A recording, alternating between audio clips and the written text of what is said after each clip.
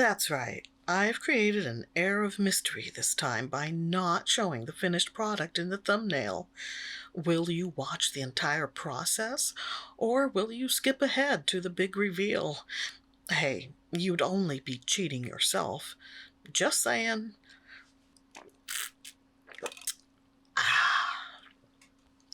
Hi, I'm Irene, and welcome to a round of What Will She Make with These Supplies? Well, we've got a number 12 round Neptune, fluid 100 cold press paper, a Derwent drawing pencil in the color Crag Green, and several whole pans of watercolor paint. Look, it's not all that much of a mystery, since you got a glance at the concept sketch. Yes, it's a seasonal session of poinsettia painting. I'm going to tell you right now that although this piece is mostly watercolors, I did apply some gouache towards the end. So it's actually a mixed media painting. As far as I know, that only matters if you enter your work in media-specific competitions or shows. And I'm not even sure about that because I've never submitted to those things. I'm a loner, a rebel even, doing my own thing in my own way, while conforming to YouTube's guidelines and most societal norms, of course. I mean, I'm not bananas.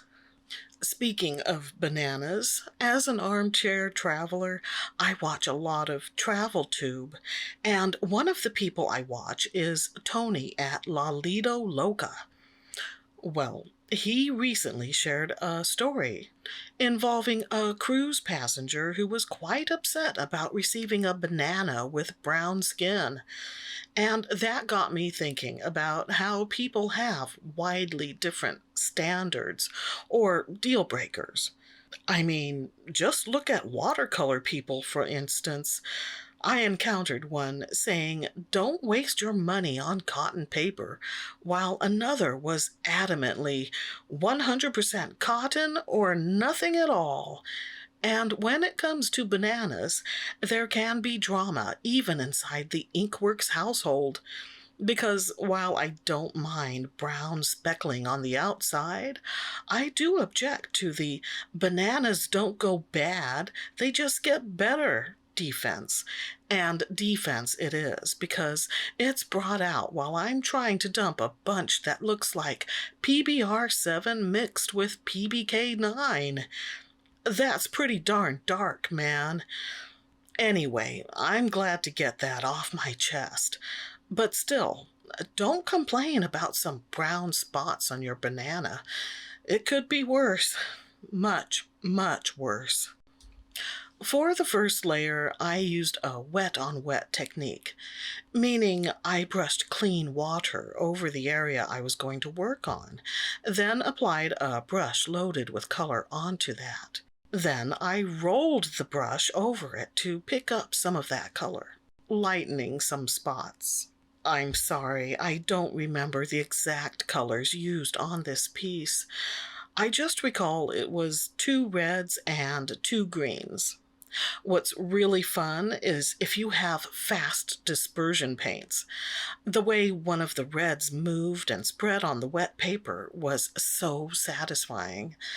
The level of dispersion depends on the inherent dispersive qualities in the pigments, but it can be augmented through formulation. So, some watercolors will disperse faster than others, depending on the pigment, yes, but also the brand. One brand that's known for their dispersion is Golden's Core Watercolors. I believe that's attributed to the binder they use, called Aquazol. I didn't use any core colors on this painting, but I have one of their small sets, so I can tell you firsthand that their paints are high quality and lovely. Euphorbia pulcherrima, commonly called poinsettia, is a shrub that's native to Mexico. It was classified as a plant species in the early 1800s. Those large, colorful petals are actually leaves. The flowers are the small yellow things clustered in the center. Ooh, I sound smart. Unfortunately, I couldn't find any info regarding its association with the Christmas holiday, so I'm going to guess it's due to the red and green colors. That's all I got. Well, except for the whole pronunciation thing. Apparently, both poinsettia and poinsettia are accepted. Although, in my opinion, anyone going around saying poinsettia is just being lazy. Fight me. We got our seasonal fix last weekend at the annual Victorian Country Christmas Festival. It's a 4-day event that takes place at the Washington State Fairgrounds, so we hopped on over for some Yuletide cheer. There were plenty of booths selling holiday gifts, handcrafted goods, and various comestibles, including cured meats, artisanal cheeses and chocolates, caramel apples, candied nuts, and popcorn. Yeah, it was a fun time, especially since it snowed several inches that day. That's right, I got to bundle up like the kid from A Christmas Story. Well, not quite that far, but a hat and gloves and a scarf at least. That reminds me, I watched a recent video from Yankee in the South, where Will and Dawn visited the Christmas Story house in Cleveland, Ohio. It was fascinating in several ways. I mean, I didn't even know it was still in existence, let alone that you could tour the place. Apparently, the current owner, Brian Jones, has been operating it for the last 20 years as part of a business that includes a related museum and a gift shop. From what I saw in the video, it looks like the house has been smartly furnished to resemble, as closely as possible, the original movie's interior sets. I've seen the movie many times, not in recent years since I sort of overdosed on it, but perhaps it's time to give it another spin. Oh, and the kicker is that the property is now up for sale. But it sounds like Jones is screening applicants, looking for someone who not only can afford his price, but who will also continue to run and possibly expand the business. Most of this info was from the video, but some of it was from a news article. Links to both are in the description. I'm glad I took the time to brush in all the veins on the leaves.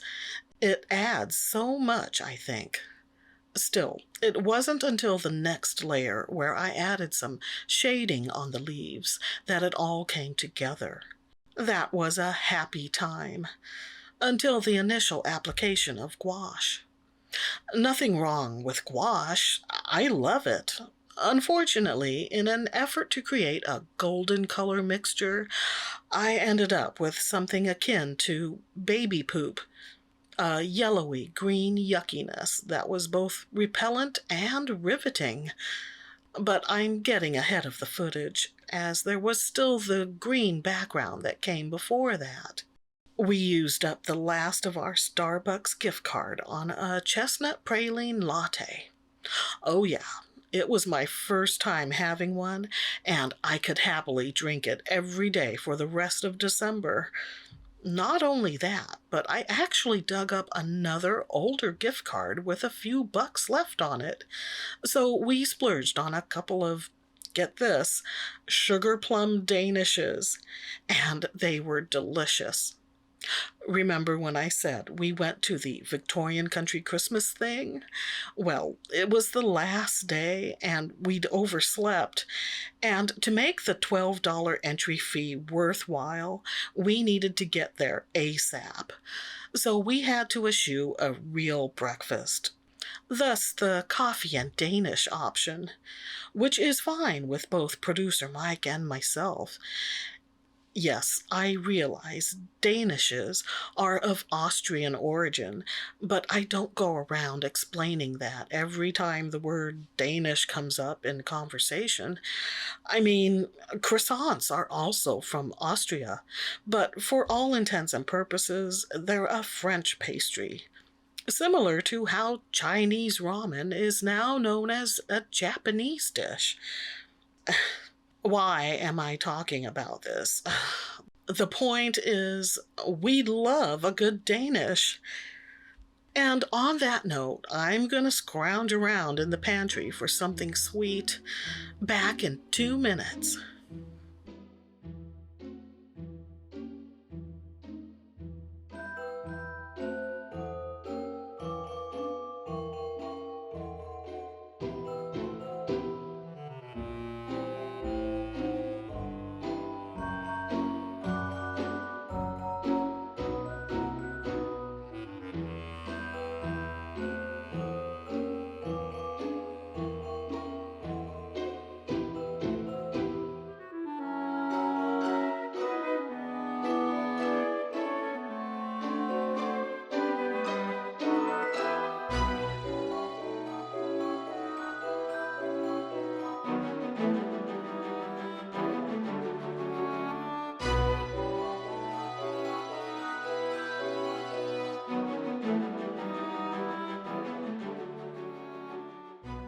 And now you know why I didn't use the final product as the thumbnail.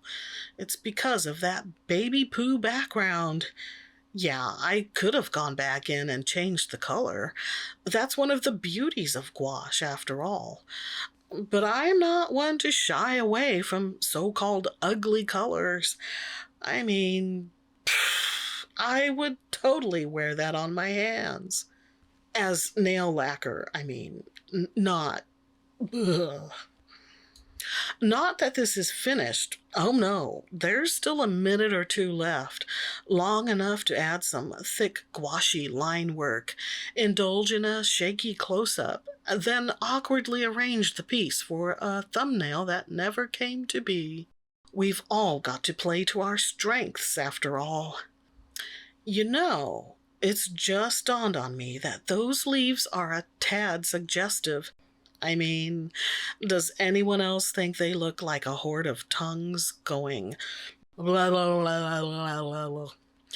I could swear I've seen something similar on not safe for work websites. What? I've been around.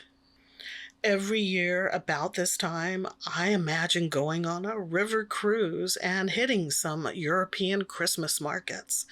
There's been a slew of recent videos covering those things throughout Germany, Austria, and France. I've even seen some from the UK. Some are vlog style, others have narration, while still others are walkthroughs capturing the sights and sounds. I touched on the topic a couple of years ago when I painted a piece all about an imaginary Christmas in Germany.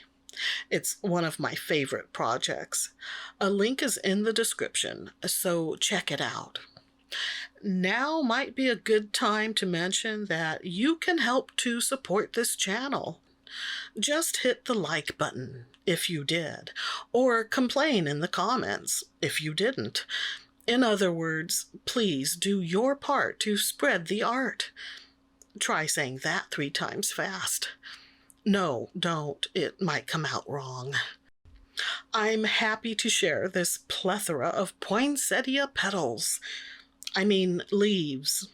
Gah! Botany sticks it to me again. By the way, did anyone else used to think it was poinsettia? Yeah? No? Until next time, don't forget to get your season on in whatever way you like, be it through a sugar plum pastry, a wintry festival, or a poinsettia painting. And stay artsy, my friends.